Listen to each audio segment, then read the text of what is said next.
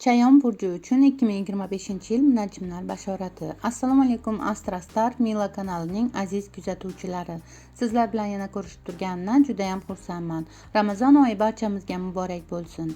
Bugun Aqrab, ya'ni Chayon burji vakillari uchun 2025-yil Ilon yili uchun qiziqarli hodisalarga boy goroskopni e'tiboringizga havola qilaman.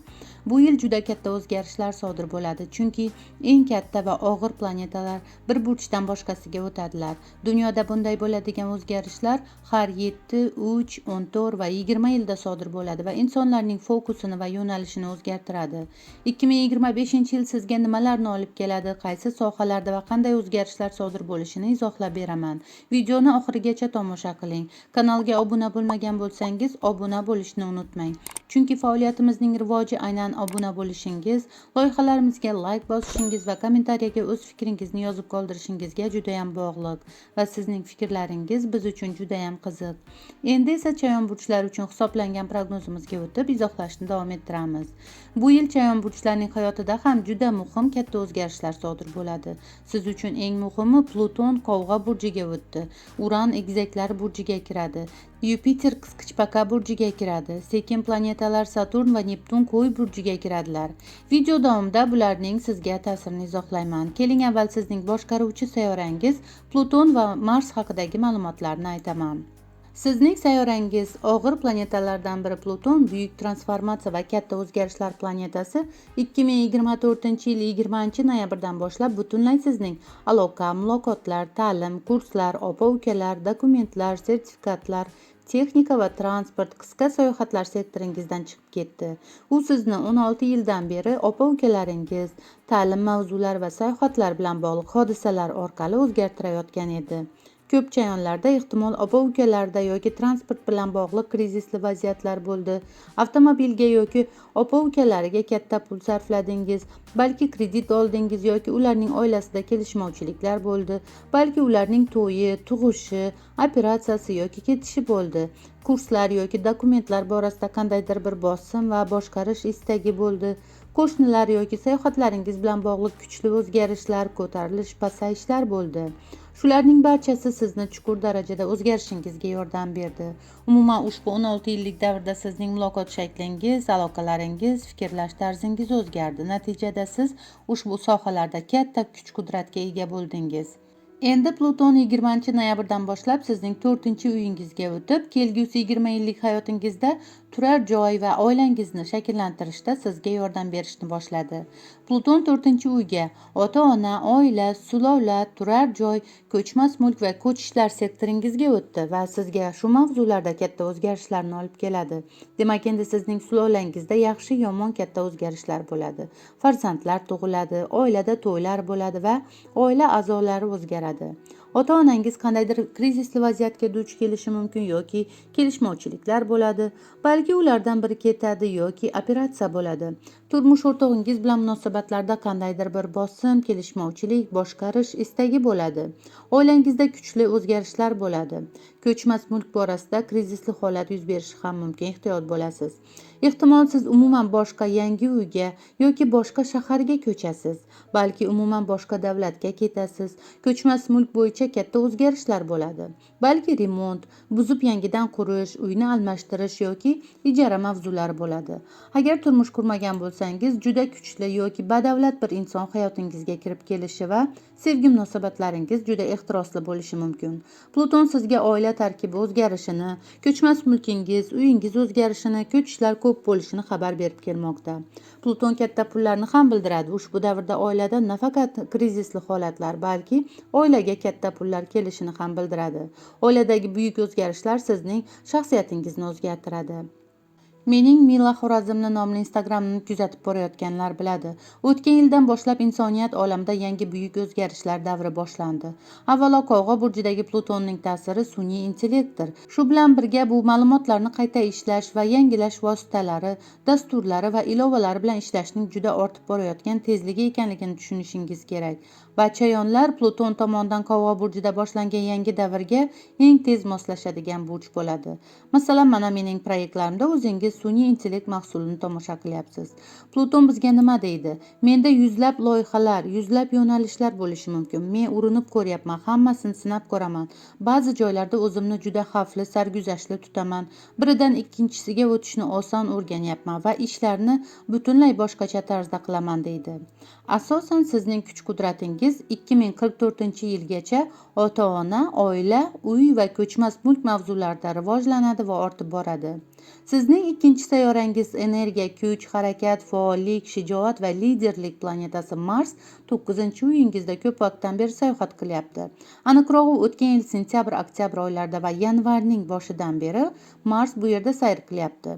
Lekin Mars 2024-yilning oxirida 7-dekabrda retrograd holatga o'tgandi va uning orqaga qaytishi bu yil 24-fevralgacha davom etdi. Ushbu retrograd davrda sizlarga energiya, shijoat, kuch-quvvat yetishmasligi va qandaydir agressiv holatlar takrorlanishi mumkin. Ayniqsa u sizning 9-uyingizda bo'lgani uchun oliy ta'lim, chet el bilan bog'liq ishlar, sayohatlar, yuridik hujjatlar, nashriyotlar va diniy e'tiqodlar bilan bog'liq biron bir mavzular takrorlanadi yoki orqaga ketadi. Balki bir kelishmovchilik, kechikish yoki to'xtalishlar bo'ladi. Ehtimol o'qish yoki maqolalar uchun, yuridik hujjatlar uchun yoki sayohat uchun kurashasiz yoki ko'p kuch sarflaysiz. Balki imtihon topshirasiz yoki oldin borgan joylarga ketasiz. 24-fevraldan boshlab esa shu sohalarda siz o'tgan yildan beri boshlagan qandaydir bir loyihani amalga oshirishga harakat qilasiz. Mars 19-aprelgacha ushbu sektoringizda sayohat qiladi va bu davrda siz ta'lim bilan bog'liq ishlarga kirishasiz, sizning sayohatingiz ortadi yoki yuridik hujjatlarni hal qilasiz. Hayotda o'zingiz ishongan g'oyalaringiz sari kuch sarflab harakatni boshlaysiz. Oilada bir erkak kishi sayohatga ketadi yoki keladi, yoki o'qish mavzulari bo'ladi, yoki siz o'qishingizda malaka oshirasiz. Internet ishlarida juda faol bo'lasiz. Bu paytni ko'proq oila a'zolaringizga onalik qilish va ularga g'amxo'rlik qilishga bag'ishlang. Venera ham bu yil 2-martdan 13-aprelgacha retrograd holatda bo'ladi. Venera retrograd paytida 2-martdan boshlab 40 kun davomida turmush qurish, go'zallik protseduralari va pul bilan bog'liq operatsiyalarni o'tkazish, sarmoya kiritish tavsiya etilmaydi, chunki keyin pushaymonliklar bo'lishi mumkin. Venera sizning 6-uyingizda retrograd holatda sayr qilmoqda. Bu davrda sobiq hamkasbingiz, qo'l ostingizdagi ishchi yoki rahbaringiz sizni eslashi mumkin. Ishingiz yoki salomatligingizni muhokama qilasiz, kundalik rejimingizni qayta ko'zdan kechirasiz, mas'uliyatlar bilan bog'liq ishlarni ko'rib chiqasiz. Balki oldingi majburiyatlarga qaytasiz. Ishda urushganlar bilan yarashasiz, hujjatlar kechikishi mumkin, balki qo'l ostingizdagilar bilan pul masalasida kechikish bo'ladi. Uy hayvonlarining mavzusi takrorlanadi. Martning oxirida va aprelda yana fevral oyidagi sevganingiz va farzandingizning pul mavzulari takrorlanadi yoki qayta ko'rib chiqishga to'g'ri keladi. Venera 30-aprelda yana 6-uyingizga qaytadi va 6-iyungacha qoladi. Ushbu davrda sizning e'tiboringiz ko'proq salomatligingizga, ishdagi mas'uliyat yoki majburiyatlaringizga va hamkasblarga qaratiladi. Ishingiz ortadi, xizmatlaringiz uchun premiya berilishi mumkin. Ish sayohatiga ketishingiz mumkin yoki ish joyida sevgi va garmoniya bo'ladi. Aloqalar, muloqotlar, savdo-sotiq, aql-hush, qisqa sayohatlar, elektron jihozlar va transportni timsol etuvchi Merkuriy 15-mart kuni retrograd holatga o'tdi. Merkuriyning retrograd harakatlari davrida albatta yangi ishlarni boshlamaslik, muhim qarorlar qabul qilmaslik va katta xarajatlar qilmaslik kerak, chunki bunda muammolar, takrorlashlar, xatolar, uzilishlar kuzatiladi. Retrograd davri ishlarni tugallash, takrorlash, qayta ko'rib chiqish, xatolar ustida ishlab yaxshilash davridir. Demak, Merkuriy qachon retrograd harakatida bo'lishini o'zingizga yozib qo'ying. Merkuriy 15-martdan 7-aprelgacha sizning 6-uyingizda retrograd bo'ladi.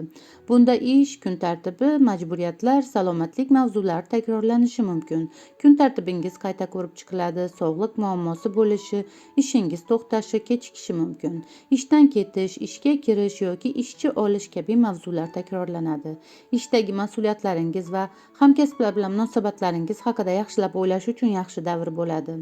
Uy hayvonlari bilan bog'liq hodisa bo'ladi. Ishda xatoliklar kuzatilishi ham mumkin. 18-iyuldan 11-avgustgacha Merkuriy sizning 10-uyingizda retrogradda. Bunda karyera, status, hayotdagi maqsadlar, yutuqlar, obro'-e'tibor bilan bog'liq mavzular yuzaga chiqadi.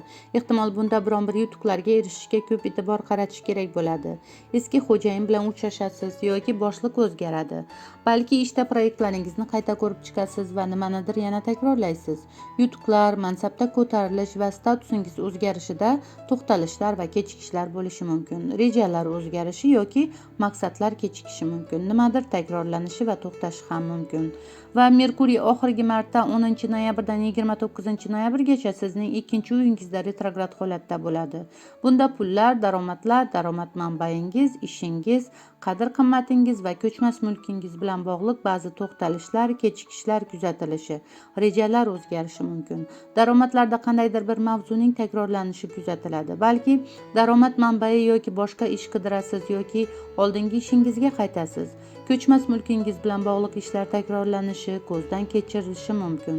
Balki siz yana qadr-qimmatingiz haqida o'ylaysiz. Daromadlaringizda kechikishlar bo'lishi mumkin. Oldingi dietangizni takrorlashingiz ham mumkin. Karmik tugunlarga kelsak, 2025-yilda 4 ta tutilish sodir bo'ladi. Tutilishlar yangi oy yoki to'lin oyning oy tugunlariga yaqin turganda sodir bo'ladi. Bunda biz istasak-da, istamasak-da karmik oy tugunlari taqdirimizni o'zgartirishadi. Demak, taqdirni o'zgartiruvchi karmik oy tugunlari o'qi 2025-yil 12-yanvardan boshlab burchlarni o'zgartirdilar va shimoliy oy tuguni Baliq burjiga 5-uyga o'tdi va janubiy oy tuguni Sumbula burjiga 11-uyga o'tdi. Bu xizmat qilish va salomatlik o'qi deyiladi. Karmik tugunlar har ikki burchda 1,5 yil harakatlanadilar. Shimoliy tugun 2025-yil 12-yanvardan 2026-yil 27-iyulgacha sizning 5-uyingizda bo'ladi va 1,5 yil davomida sizning asosiy hayot yo'nalishingiz o'zgaradi va diqqat e'tiboringiz sevganingiz va farzandlarga qaratiladi. Demak, endi 12-yanvardan boshlab sizning taqdiringizdagi katta o'zgarishlar shu sohalarda yuz beradi. 5-uy sevgi, muhabbat, farzandlar, shaxsiy biznes, hobbilar, o'yin, kulgu, ijodkorlik va dam olishlarni timsol etadi. Bu yaxshi joylashuvdir. Demak, endi siz yolg'iz bo'lsangiz sevganingizni uchratasiz. Turmush qurgan bo'lsangiz farzand ko'rishingiz mumkin. Hobbilaringiz bilan bog'liq qandaydir katta o'zgarishlar bo'ladi. Yaratuvchanlik ortadi. Balki ularga ko'proq vaqt ajratasiz. Sevimli mashg'ulotingizni shaxsiy biznesingizga aylantirishingiz mumkin. O'zingizga ko'proq vaqt ajratasiz va dam olasiz. Farzandingiz bilan ko'proq dam olishga, teatr, kinoga yoki sport mashg'ulotlariga borasiz. Farzandlaringizning sevimli mashg'ulotlari o'zgaradi. Ular ijodkorlikka qiziqadi yoki dam olishga, o'qishga ketadi va ularning yutuqlaridan xursand bo'lasiz. Sevganingiz bilan restoranlarga borasiz va o'zingizni namoyish etasiz. Katta farzandingiz bo'lsa, ehtimol u sevib qoladi yoki to'y qilasiz. Ehtimol sizga ishda mukofot yoki taqdirnoma berishadi. Do'stlaringiz va muhitingiz o'zgaradi. Biron bir do'stingiz ketadi. Guruhlardan yoki jamoadan chiqib ketasiz. Ijtimoiy tarmoqlar va internet bilan bog'liq o'zgarishlar bo'ladi. Yangi hobbilar orttirasiz va yangi hamfikr va do'stlaringiz paydo bo'ladi.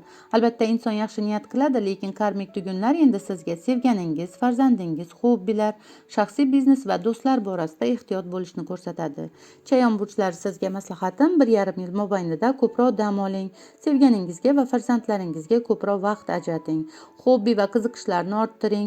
Sport bilan shug'ullaning va albatta ijodkorlik ishlaringizni namoyish qilib sahnada bo'ling. Farzandlar bilan ko'ngilochar joylarga boring. Hayotda isyonkor bo'lmang. Qalbdan sevgan ishingizni qiling va ishoning. Keng bo'ling va ko'proq Allohga taslimiyatda bo'ling. U eng yaxshisini bilguvchidir. Eng asosiysi sevganingiz yoki farzandingizni sog'lom ovqatlanishiga ko'proq e'tibor qarating. 18,5 yil oldin sodir bo'lgan hodisalarga o'xshash vaziyatlar yuzaga keladi. O'ylab ko'ring, hayotingizda 2006-2007 yillarda nimalar yuz bergan yoki 9 yil oldin nimalar sodir bo'lgan bo'lsa, o'shani teskarisi yoki natijasi bo'lishi mumkin. Ya'ni 2016-17 yillarda hayotingizda nimalar sodir bo'lganini eslab ko'ring. Xo'p, 2025-yil 14-martda birinchi oy tutilishi Sumbula burjida sizning 11-uyingizda sodir bo'ldi. Tutilishning mavzulari sizning do'stlaringiz, guruh va jamoalar, internet va ijtimoiy tarmoqlar bilan bog'liq mavzularga ta'sir qiladi. Yangi orzu-niyatlar paydo bo'ldi. Orzu-niyatlaringiz amalga oshishi va natijalar kelishi mumkin. Do'stlar yoki gruppalar bilan bo'lgan munosabatlarda vaziyat oydinlashdi va aniq bir qarorga kelish mumkin. va seminarlarga yoki bir tadbirlarda qatnashasiz. Albatta bu davrda barcha masalalarni tartibga keltiring, tozalashlar qiling va hisob-kitob qiling. Masalalarni amaliy va aql-hush bilan hal qiling. 29-martda Quyosh tutilishi Qo'y burjida, sizning 6-uyingizda sodir bo'ladi. Bu ish, salomatlik, kundalik rejim, mas'uliyat va majburiyatlar mavzulariga ta'sir qiladi. Tutilishlarda esa aytib o'tganimdek taqdiringizni o'zgartiruvchi hodisalar ro'y beradi. Bu 6-uyingizdagi sodir bo'ladigan oxirgi tutilish bo'ladi va nimadir tugallanishi mumkin. Ish yoki salomatlik bilan bog'liq masalalar yuzaga kelishi mumkin. Salomatlikka ehtiyot bo'lasiz yoki krizisli holatlar va natijasini kutayotgan vaziyatlar tugaydi. Ish izlayotganlar ishga kirishi mumkin.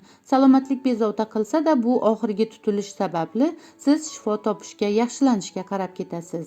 Demak, ishingizda, kun tartibingizda yoki sizning ishda bajarayotgan majburiyatlaringizda o'zgarishlar bo'ladi. Ishdan ketish, ishga kirish yoki ishchi olish masalalari dolzarb bo'ladi. Muhim shartnomani imzolashingiz ham mumkin. Uy hayvonlaringiz bilan bog'liq hodisa bo'lishi mumkin. Shuni ta'kidlab o'tishim kerakki, odatda yangi ishlarni Quyosh tutilishidan keyin boshlashingiz ajoyib bo'ladi, chunki astrologlarga ko'ra ikki tutilish orasida, ya'ni tutilishlar koridorida nimanidir boshlamagan ma'qul. Sababi ko'ngildagiday natijalarni olish qiyin bo'ladi va ba'zan ishlar xayrli bo'lmaydi. 27-martda hiyla-nayranglarni bildiruvchi qora oy Lilit Chayon burjiga o'tdi va 9 oy mobaynida sizning 1-uyingizda sayohat qiladi. 1-uy men degani shaxsiyatingiz, kimligingiz, tashqi ko'rinishingiz, imij va stil, turmush o'rtoq va hamkorlar bilan munosabatingiz degani. Atrofingizdagi odamlar sizni endi boshqacha deb o'ylashni boshlashadi. U 9 oy mobaynida sizga katta pullarni olib kelishi ham mumkin. Obro'yingizga putur yetkazishi ham mumkin. Sizlarni qora ishlarga jalb qilishi ham mumkin. Ehtiyot bo'ling. Sizni g'iybat qilishadi, shubhalanishadi va orqangizdan yomonlashadi. Ko'plab munajjimlarning ta'kidlashicha, Lilit Chayon burjida o'zini xuddi o'z uyidagiday xo'jayin his qiladi va chayonlarning chuqur analizini va ommaga ta'sir qilish qudratini orttiradi. Odamlarga osonlik bilan ta'sir o'tkaza olasiz va ularni o'z sovuningizga kiryudira olasiz. Siz ichingizdagi ekstrasensorik kuchlaringiz bilan odamlarni ijobiy yoki salbiy o'zgartirish kuchingizni ko'rsatishingiz mumkin. Lilit bu yerda sizni yanada xavfni yaxshi ko'radigan, ko'zi qora, qo'rqmas qiladi. Krizisli vaziyatlarda mantiqiy harakat qilish qobiliyatingiz bilan ham oldinga chiqasiz. Lekin qora oy bu oldin ko'zing qorayadi, keyin qalbing degani. Har aqlingizga kelgan ishni qilmang. U sizni o'zining vasvasalari bilan jalb qiladi. Lilit bu vahima va vasvasa degani. Demak, siz 9 oy vahima qilmang va vasvasadan uzoq turing. Lilitning bunday hiylalarini yengish aslida juda oson. Qanday vaziyat bo'lmasin, yuzma-yuz hammasini ochiq gaplashing. Shunda uning energiyasini yengasiz. Shunda shaytonga hay berasiz. Sizni qo'rqitmadim deb umid qilaman. Garchi chayonlarni qo'rqitish qiyin masala-da. Lilit va uning burchlarga ta'siri haqida hali Instagramda post yoki reels qilaman, kuzatib boring. 2025-yildan Saturn va Neptun Qo'y burjiga kiradilar, ya'ni sizning 6-uyingizga kiradilar. Neptun 14 yildan beri sizning 5-uy, sevgi, muhabbat, farzandlar, shaxsiy biznes, hobbilar, ijodkorlik va dam olishlar sektoringizda edi.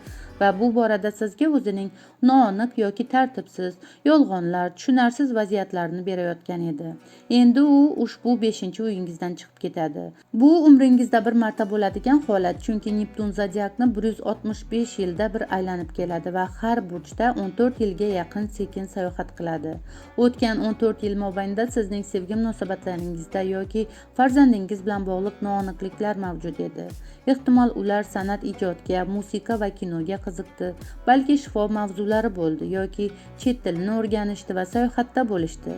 Sizga yorqin aktyorlik iste'dodi, tomoshabinlarni boshqarish va onga ta'sir o'tkazish qobiliyatini berdi. Lekin ayollarda homiladorlik masalasida chalkashlik va tushunarsiz holatni keltirib chiqardi. Bu sevgida kuchli romantik fantaziyalar ichida yashashdir. Haqiqatga duch kelganda achchiq pushaymonlik bo'ladi. Bu davrda siz spirtli ichimliklar va psixotrop dorilardan uzoq turishingiz kerak edi. chunki bunda Neptun ongni zaharlaydi. Siz uchun oshiq bo'lish juda muhim edi, bo'lmasa sizning tuyg'usiz iste'dodlaringiz yerga ko'milardi. Eng negativ jihati, siz sevgi munosabatingizda hiylakor, yolg'onchi, xiyonatkor, alkogolik, kasal yoki nogiron inson bilan qarshilashgan bo'lishingiz mumkin. Ehtimol sevgi uchburchagida edingiz, hobbi va qiziqishlaringiz cheksiz, chegarasiz edi. Shaxsiy biznesingiz esa yashirin ishlar, psixologiya, meditsina, suv, gaz bilan bog'liq ishlar, chet tili, parfyumeriya, kosmetika, san'atga oid yoki diniy ma'naviy ishlar edi. Endi Neptun bu sektordan chiqib 31-martda 6-uyingizga kiradi va 22-oktyabrgacha qoladi. Keyin to'xtab retrograd holatga o'tadi va keyingi 2026-yildan boshlab butunlay shu sektoringizda sayohat qiladi. Endi sevgi, muhabbat, farzandlar, shaxsiy biznes, hobbilar, ijodkorlik va dam olishlar borasida hammasi oydinlashadi. Parda ko'tariladi, yolg'onlar fosh bo'ladi va barcha tumanlar yoyilib, ochilib ketadi. 6-uy esa ish, salomatlik, kundalik rejim, mas'uliyat, majburiyatlar degani. Endi ishingiz, majburiyat, mas'uliyatlaringiz va salomatligingizga noaniqliklar, tartibsizliklar yoki aniq bo'lmagan, tushunarsiz holatlarini berishi mumkin. Neptun cheksiz sevgi, ilhom, ijodkorlik, xayollar, inonchlar sayyorasi. Ehtimol siz ishingizda yaratuvchanlik, san'atkorlik va ijodiy qobiliyatlaringizni qo'llashni boshlaysiz va ijodingiz gullab yashnaydi. Shuncha payt o'rgandingiz, endi shu sohalarda xizmatlaringizni ko'rsatasiz. Neptun sizda ishda va shaxsiy mavqeingiz martaba zinapoyasida illyuziyalarni tug'diradi. Siz hamkasblar va boshliqlar bilan norasmiy munosabatlarga intilasiz. Sizga ba'zan mas'uliyat berib bo'lmaydi. Siz muddatlarni chalkashtirib yuborasiz, muhim hujjatlarni qayerga qo'yganingizni eslamaysiz yoki dinga berilasiz. Eng yomoni ichishga berilish bo'ladi, e'tiborli bo'ling. Siz uchun frilanser bo'lib ishlash yoki tezda boshqaruvchi bo'lishga intilish yaxshidir. Bunda siz uchun jamoa muntazam kundalik tashkiliy faoliyatni amalga oshiradi va muvaffaqiyatli biznes aloqalarini o'rnatish uchun alkogoldan uzoq turing. Kasalliklar limfa tizimida bo'lishi mumkin. Neptun bu yerda kasallik kasalligi degani. O'zingizda halokatli kasallik belgilarini izlamang va shifokorga murojaat qilganda vahima qo'zg'otmang. Chunki noto'g'ri tashxislar bo'lishi ham mumkin. Emlash, har xil dori ukollarga ehtiyotkorlik bilan yondashing.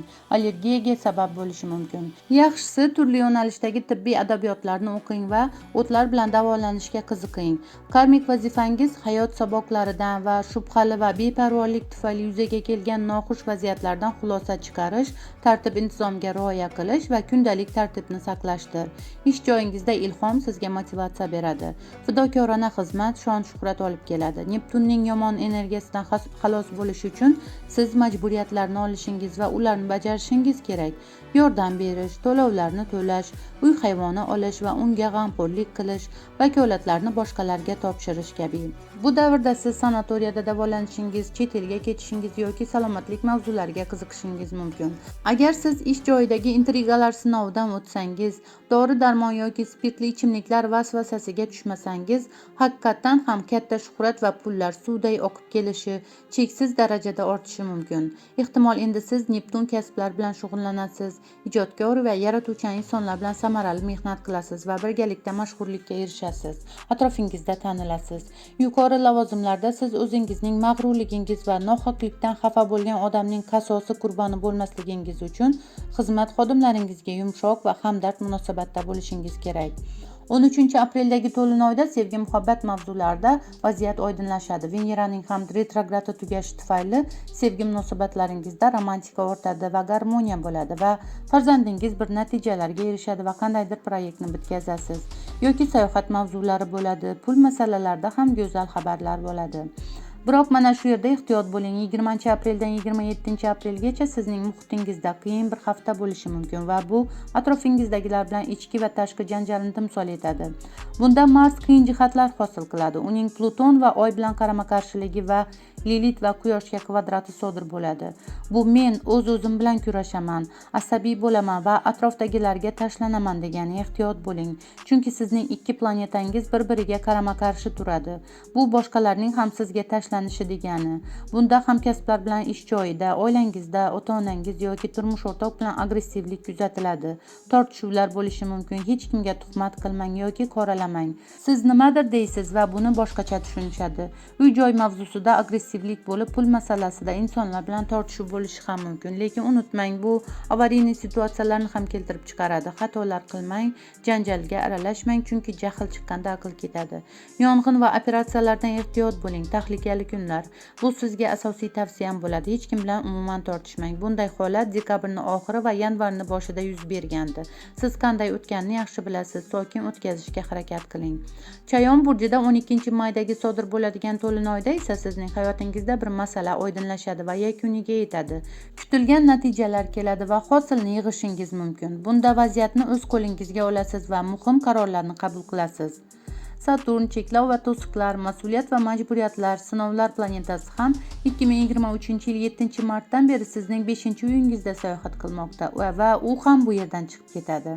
Saturn 5-uyda umuman sizning sevgi, muhabbat, farzandlar, shaxsiy biznes, hobbilar, ijodkorlik va dam olishlaringizga bir cheklov qo'ygandir yoki sinovlarni bergan bo'lishi mumkin. Saturn qisqartirishni, kamaytirishni, cheklab qo'yishni yoqtiradi.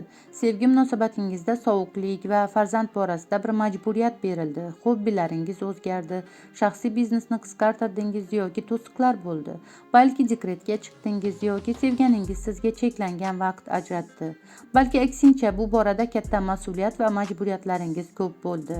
Bu yil endi Saturn ham 6-uyingizga kiradi va 25-maydan 2-sentyabrgacha shu yerda qoladi. Endi uning mas'uliyatlari, cheklovi, sinovi sizning xizmatlaringiz va salomatligingiz bilan bog'liq bo'lishi mumkin. Saturn har bir burchda 3 yil sayohat qiladi. Bu yil sentyabrda u yana sizning sevganingiz, farzand va hobbilar sektoringizga qaytadi va keyingi yildan boshlab u butunlay 6-sektoringizda sayohat qiladi. Demak, endi ish, salomatlik, kundalik rejim, mas'uliyat va majburiyatlar borasida sizga bir sinov yoki majburiyatlar keladi. Endi siz kun tartibingizni rejalashtirishni boshlaysiz. Rejimingizda jiddiy o'zgarishlar bo'ladi. Ovqatlanish tarzingizda dieta ko'proq tutasiz. Ishingiz yoki majburiyatlaringiz o'zgaradi yoki sizga katta mas'uliyat beriladi. Yuklaringiz ortadi. Balki siz shaxsiy ishingizni boshqarishingiz mumkin. Agar sizning ishingizda yemirilishlar bo'lib, ba'zi noxushliklar davom etib kelayotgan bo'lsa va jiddiylik va mas'uliyat tushunchasi bo'lmasa, Saturn ushbu ishingizni buzishi ham mumkin. Ishdan ketish yoki ma'lum bir muddat ta'til davri bo'lishi mumkin yoki farzand ko'rgan bo'lsangiz, ishda ta'tilga chiqasiz va ko'proq uyda majburiyatlaringiz bo'ladi. Uyingizda remont ishlarini olib borishingiz ham mumkin. Sizning ishingiz yoki salomatligingiz bilan bog'liq sinovlarni berishi mumkin yoki ular bir nazoratdan o'tadi. Agar siz ishga kirmoqchi bo'lsangiz, unda ushbu xizmat ko'rsatish sohangiz sobit va uzoq muddatli barqaror bo'ladi, chunki Saturn bu yerda sizga xizmat qilish mas'uliyatini olish kerakligini o'rgatadi. U jiddiy niyatlarni, to'g'ri so'zlikni va mas'uliyat olganlarni yaxshi ko'radi. Shuningdek, hamkasb va rahbar bilan munosabatlar jiddiylashadi yoki bir sinovdan o'tadi. Neptun bilan noaniqliklar, chalkashliklar bo'lsa, Saturn sizga tartib va disiplinani o'rgatadi va mehnatlaringiz tufayli o'zining katta hadyalarini beradi. 30-iyul kunidan boshlab ushbu 6-sektoringizda Saturn va Neptunning birlashuvi sodir bo'ladi. Bu avgustning o'rtasigacha davom etadi. Agar sayyoralarning ushbu birlashuvida yuqorida aytilgan mavzular bo'yicha o'z maqsadlaringiz sari rejalar tuzib, katta qadam tashlasangiz, sizga ishingizda uzoq muddatli barqarorlikni olib keladi.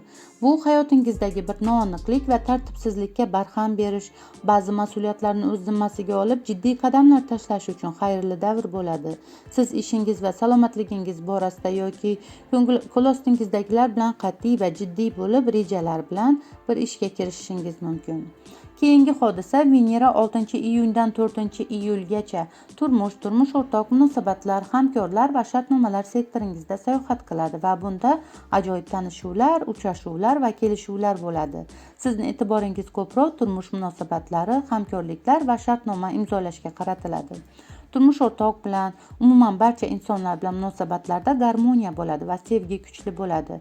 Yolg'iz insonlar uchun turmush qurish yoki unashtiruv uchun eng uyg'un payt bo'ladi. Munosabatlar bo'yicha ajoyib yaratuvchanlik qobiliyatingizni namoyish etasiz. Klientlar ortadi. Moliyaviy jihatdan ham foydali bitimlarga erishish mumkin. Urushganlarga esa yarashib olish uchun zo'r payt bo'ladi. Taqdirning sovg'alari, omad, imkoniyatlar, yutuqlar va katta baxt planetasi Yupiter hali 10-iyungacha sizning 8-uyingizda sayohat qilishda davom etadi. Bu soliq, kredit, aliment, meros, grant, stipendiya, hamkor yoki turmush o'rtog'ingizning daromadlari sektoridir. Yupiter sizga shu mavzularda o'z barakasini, yutuqlarini, imkoniyatlari, himoyasi va omadini olib kelishda davom etadi. Moliyaviy mavzulardagi barcha ishlaringiz xayrli bo'ladi. Bu davrda sizga o'zgalardan katta pullar kelishi, kredit, stipendiya, aliment yoki grant olishingiz mumkin. Astrologiya yoki sirli ilmlarga qiziqishingiz, daromadingiz, boyligingiz ortishi, turmush o'rtog'ingizning yoki hamkoringizning daromadi ortishi ham mumkin. Bularni amalga oshirish uchun o'tgan yil maydan beri bu yil iyungacha siz Yupiterning himoya va imkoniyatlariga to'la davrdasiz. Shu fursatlardan foydalanib qoling. Yupiter qaysi sektorga kirsa, o'sha mavzularni kattaytiradi va kengaytiradi. Agar bu davrda sizda birni qo'yib 9 ni olaman degan nafs o'yinlari bo'lgan bo'lsa, Yupiterning negativi moliyaviy krizisli vaziyatni bergan bo'lishi mumkin, ammo tezda chiqib ketasiz. Xo'p, bu yil Yupiter ham 10-iyunda burjini o'zgartiradi va endi u sizning 9-uyingizga kiradi. Yupiter endi qisqichbaqa burjida 1 yil davomida o'zining eng kuchli pozitsiyasida bo'ladi. Siz suv burjisiz va Yupiterning qisqichbaqaga suv burjiga kirishi sizga uning ta'sirini juda katta darajada orttiradi va sizga 2 baravar barakasini olib keladi. Qaysi sohada ko'rib chiqamiz. 9-uy bu oliy ta'lim, chet el bilan bog'liq ishlar, sayohatlar, chet elliklar, sud, yuridik hujjatlar, nashrlar va diniy e'tiqodlar sektoringizdir. Yupiter sizga 10-iyundan to 2026-yil 1-iyulgacha shu mavzularda o'z barakasini, yutuqlarini va omadini olib keladi. Shu mavzulardagi barcha ishlaringiz xayrli bo'ladi. Bu davrda siz o'qishga kirishingiz, blogerlikka yoki chet el bilan bog'liq ishlarga yo'nalishingiz, o'zga madaniyatlarga, falsafa, din, e'tiqodlarga qiziqishingiz, ko'p sayohat qilishingiz, dunyoqarashingiz kengayishi, dissertatsiya yoki maqolalar yozishingiz mumkin. Ehtimol diniy joylarga borasiz yoki chet elga ko'chib ketasiz. Balki chet ellik yoki millati boshqa inson bilan turmush qurasiz. Farzandingizning hayotida ham go'zal hodisalar bo'ladi. Chet elda maqolalar nashr qilishingiz mumkin. Ta'lim olish yoki berishni boshlaysiz. Hatto chet elda ta'lim berish bo'lishi ham mumkin. Yuridik hujjatlar, viza, propiska yoki yashash ruxsatnomasi olasiz. Sud masalangiz bo'lsa, siz yutishingiz mumkin. Bularni amalga oshirish uchun keyingi yil iyul oyigacha siz Yupiterning himoya va imkoniyatlariga to'la davrda bo'lasiz. 2013-14-yillarga o'xshash holatlar bo'ladi. Eslab ko'ring. Yupiter kengayish va baraka planetasi, demak u 9-uyingizda sayohat qilganda sizning o'qishingiz, sayohatlaringiz ko'payish va dunyoqarashingiz kengayishi mumkin. Va ta'lim, chet el bilan bog'liq ishlar, blogerlikda muvaffaqiyatlarga erishasiz va mashhur bo'lasiz. Lekin 11-iyundagi to'linoy biroz keskin vaziyatlarga boy bo'ladi. E'tiborli bo'ling. Bunda pul, daromadlar, ish, mol-mulk va qadr-qimmatingiz borasida sayohat yoki o'qishingiz bo'yicha muhim qarorlarni qabul qilishingiz mumkin. Sizda kuch, energiya va agressiya ortadi. 17-iyundan 7-avgustgacha Mars planetasi 11-uyingizda sayr qilganda, u sizga jamiyatda, internetda, guruh va jamoada, do'stlar orasida, ijtimoiy tadbirlarda katta faollikni beradi. Bu davrda siz sahnaga chiqasiz, jamoat ishlarida aktiv qatnashasiz va o'z kuchingizni isbot qilasiz. Orzular amalga oshadi va hosilni yig'asiz, natija keladi. Bunda dokument ishlari, hisob-kitoblar va hamma narsani taxlash, tozalash, tartibga solish, struktura bilan sistematizatsiya qilish, hisobot va rejalar qilish kerak. Siz uchun eng muhim hodisa Uran sayyorasi 2018-yildan beri sizning 7-uyingizda turmush o'rtoq, hamkorlar, shartnomalar va insonlar bilan munosabatlar sektoringizda sayohat qilayotgan edi.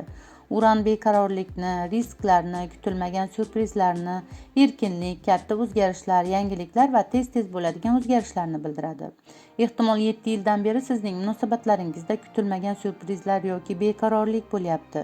Turmush o'rtoq, hamkorlar va insonlar bilan munosabatlarda aniq barqarorlik yo'q va katta o'zgarishlar bo'lyapti. Uran kutilmagan o'zgarishlarni beradi, balki siz kutilmaganda turmush qurdingiz yoki kutilmaganda ajrashdingiz. Xullas, Uran sizga munosabatlaringizda syurpriz hodisalarni berayotgan edi. Uran sizga erkin munosabatlarni berdi.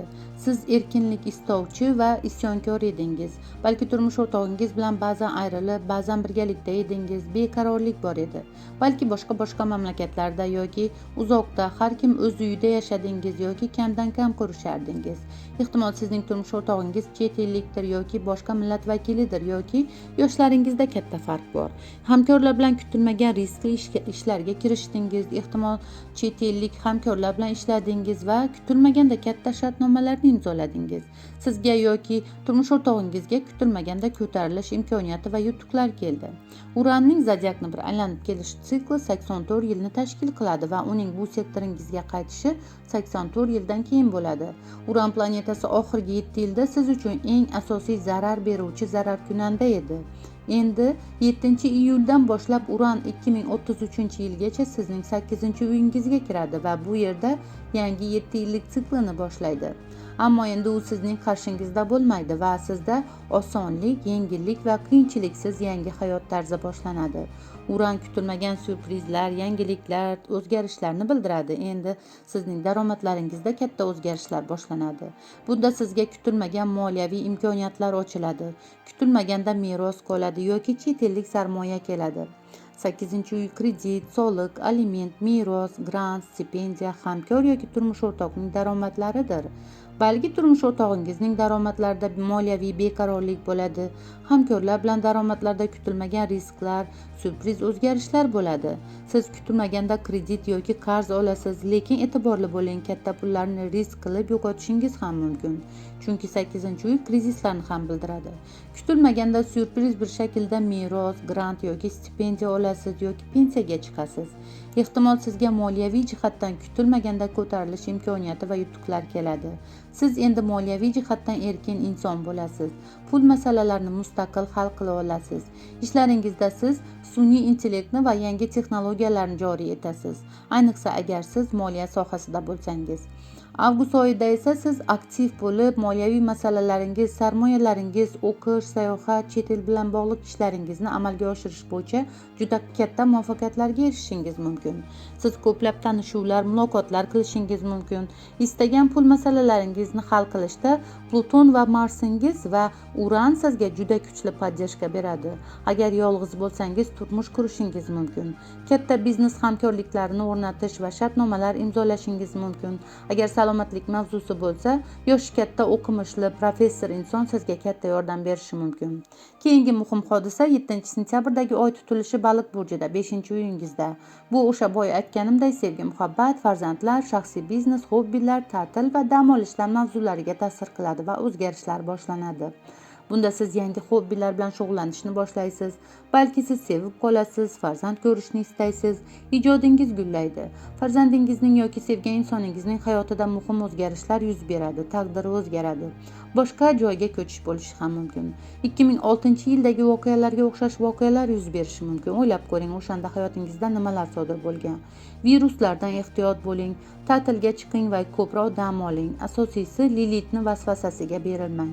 22-sentyabrda esa Quyosh tutilishi Sumbula burjida, yana sizning 11-uyingizda sodir bo'ladi. Bunda yana 14-martdagi tutilishga o'xshash hodisalar yuz berishi mumkin. Yana do'stlaringiz, guruh jamoalar, internet, ijtimoiy tarmoqlar bilan bog'liq mavzularga, chet el bilan bog'liq ishlarga ta'sir qiladi. Orzu-niyatlaringiz amalga oshishi va natijalar kelishi mumkin. Yangi orzu-niyatlar, do'stlar va hamfikrlar paydo bo'ladi. Do'stlar yoki gruppalar bilan bo'lgan munosabatlarda vaziyat oydinlashadi va aniq bir qarorga kelish mumkin. Seminarlarga yoki bir tadbirlarda qatnashasiz. Albatta bu davrda barcha masalalarni tartibga keltiring, tozalashlar qiling va hisob-kitob qiling. Masalalarni amaliy aql-hush bilan hal qilasiz. Demak, ushbu yil davomida sodir bo'ladigan karmik tutilishlar sababli sizda asosan sevgi, muhabbat, farzandlar, shaxsiy biznes, hobbilar, ta'til va dam olishlar, do'stlar, internet, guruh va jamoalar va orzu-niyatlarni amalga oshishi mavzulari kuchli bo'ladi. Chunki shu mavzularda taqdirni o'zgartiruvchi vaziyatlar ko'p bo'ladi. Keyingi hodisa 7-noyabrdan 1-dekabrgacha Venera Chayon burjida sayohat qiladi. Bu davrda siz gullab yashnaysiz, go'zallashasiz, quvonchga to'la va ichki uyg'unlikda bo'lasiz. O'z go'zalligingiz bilan insonlarni maftun etasiz, diqqat markazida bo'lasiz. Bunda siz pul borasida yangi qadamlar tashlashingiz mumkin. Pullar ko'payishi yoki sizning yaratuvchanlik, ijodkorlik qobiliyatingiz ortadi. Ushbu davrda ajoyib tanishuvlar, uchrashuvlar, kelishuvlar bo'ladi. Yolg'iz insonlar uchun turmush qurish yoki unashtiruv uchun eng uyg'un payt bo'ladi. Urushganlar yarashib olish uchun zo'r payt bo'ladi. Turmush o'rtoq bilan umuman barcha insonlar bilan munosabatlarda garmoniya bo'ladi va sevgi kuchli bo'ladi. bo'ladi. Dekabr oyida esa katta daromadlar olish potensialingiz kuchayadi va barakangiz ortadi. Lekin bu yerda Lilitning hiylalari sizning atrofingizda hokim bo'ladi. Boshqalarni qadr-qimmatini tushirmang yoki qoralamang. Munosabatlaringizda rashk, xiyonat va firibgarliklarga ehtiyot bo'ling. 20-noyabrdagi Chayon burjida chiqadigan yangi oy payti sizlar uchun juda ajoyib davr bo'ladi. Bu paytda yangi ishlarni boshlang, yangi qadamlar tashlang, imidjingizni o'zgartiring. Lilitni vahimalariga berilmang, jahl qilmang, insonlarni manipulyatsiya qilmang, do'stlaringizni provokatsiyalari va o'yinlariga uchmang. Aksincha, yaratuvchan ishlar qiling, san'at ijodga yo'naling va talantlaringizni namoyish eting. Insonlar sizdan o'rnak olishadi. Bu paytda sizga yangi fikrlar keladi, yangi insonlar bilan tanishuvlar va uchrashuvlar bo'ladi. Ushbu yangi oy sizni kutilmagan yangilik va o'zgarishlar qilishga undaydi. Ayniqsa shu atrofda tug'ilganlar uchun bir yil davomida yangiliklar juda ko'p bo'ladi. Hayotingizda yangi go'zal o'zgarishlar bo'lib, yangi sahifani ochishingiz mumkin. Xiron asteroidi haliyam sizning 6-uyingizda sayohatini davom ettiryapti. Bu sizning ish, salomatlik, kundalik rejim, mas'uliyat, majburiyatlar sektoringiz. Xiron qalb yarasi, ustozlik va shifo mavzularini timsol etadi. Shuningdek, u ikkita degan ma'noni bildiradi. Balki siz ikkita ishda ishlaysiz, ikkita majburiyatni bo'yningizga olgansiz, yoki ikkita inson bilan bog'liq shifo masalangiz bor, yoki ikkita uy hayvoningiz bor. Ehtimol sizda ishdagi majburiyatingiz yoki qo'l ostingizdagi inson bilan bog'liq biron bir qalb yarasi bo'ladi yoki uning shifo mavzulari bo'ladi. Ammo siz to'g'ri ovqatlanish orqali xizmat qilish yoki mas'uliyat bilan ishlash natijasida shifo topasiz.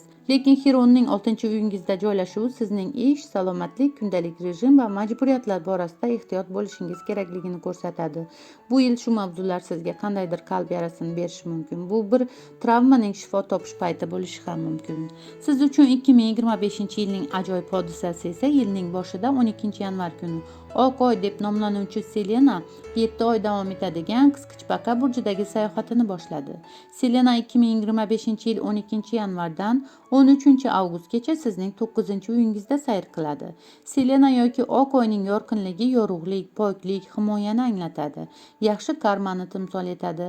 Bu sizga eng yaxshi fazilatlaringizni namoyon qilishingizga yordam beradi. Sizni salbiy narsalardan himoya qiladi. Astrologiyada Lilit, qora oy, negativ va xiyla nayranglarni timsol etsa, oq oy Selena karmik himoya va yorqin energiyani ifodalaydi. Bu insonga hayot yo'lida yordam beradigan to'plangan yaxshiliklari va yuqori kuchlarning yordamlarining ramzi hisoblanadi. Uning sikli 7 yil. 9-uydagi Selena xorijdagi baxt degani. U sizga sayohat qanotlarini beradi. Inson ongi ostida uni boshqa mamlakatlarda baxt, muvaffaqiyat va farovonlik kutayotganini biladi. Boshqa dinlar va madaniyatlar sizni jalb qiladi. Aql fikringiz yorug' va qarashlaringiz erkin bo'ladi. Bu barcha dinlar va falsafiy tushunchalarning mavjud bo'lish huquqini tan olgan, ilmga chanqoq donishmanddir. U yuqori ijtimoiy tabaqa vakillari, badavlat homiylar va ilm-fan homiylari uchun jozibali bo'lishi sababli u ta'limga ilg'or va ijodiy yondashish bilan osongina o'z maktablarini yaratadi, kitoblar nashr etadi, videolar va teledasturlarni yaratadi. Selena 9-uyingizda sayohat qilar ekan, siz yangilikchi va islohotchi bo'lib, o'z vataningizdan uzoqda bilim olasiz, chunki siz keng ma'noda koinotning aholisisiz. O'tmishdagi xizmatlaringiz tufayli sizni hamma joyda xursand bo'lib kutib olishadi. Agar chet elda pulsiz yoki pasportsiz qolsangiz ham, siz yangi tajriba va bilimlar bilan boyitilgan zafarli qaytishingiz uchun homiylar va yordamchilarni topasiz. Har 7 yilda ilohiy kuchlar ushbu Selenaning ideallariga sodiqligingizni sinab ko'radi. Agar siz haqiqiy yo'ldan adashgan bo'lsangiz, himoyasini zaiflashtiradi. Selenaning himoyasini saqlab qolish uchun aql-idrokni rivojlantirish, bilim almashish va bo'lishish kerak. Sayohat bu ma'naviy o'sish, ta'lim va shifolanish maqsadlariga xizmat qiladigan tajriba to'plash uchun bir zinapoyadir. Siz chet elda sayohat, ish safarlari, bank va savdo operatsiyalari paytida himoyalangan bo'lasiz. Demak, bu davrda siz chet el bilan bog'liq ishlar qilishingiz, chet tilini o'rganishingiz, sayohatlar qilishingiz, dunyoqarashingizni kengaytirishingiz, yaratuvchanlik qobiliyatingizni rivojlantirishingiz va diniy ma'naviy aloqalaringizni kuchaytirishingiz kerak. Ehtiyojmandlarga xayriya qiling va uysiz hayvonlarga g'amxo'rlik qiling. Shunda siz Selenaning homiyligini ta'lim sohasida, sayohatlarda va duolarning ijobat bo'lishi orqali his qilasiz. Ushbu 7 oylik davr siz uchun barcha yuqorida va uzoqda bo'lgan mavzularning tozalanishi, donishmandligingiz ortishi, iliqlik va yorug'lik davri bo'lsin. Chayonlar suv burji. Yupiterning va Selenaning qisqichbaqaga suv burjiga kirishi va Shimoliy To'yuning baliq burjiga suv burjiga kirishi sizga barcha sohalarda juda katta yutuqlarga erishishingizda ulkan podдержка beradi. Men barcha yangi toza xabarlarni Mila Xorazmli Instagram sahifamda berib boryapman.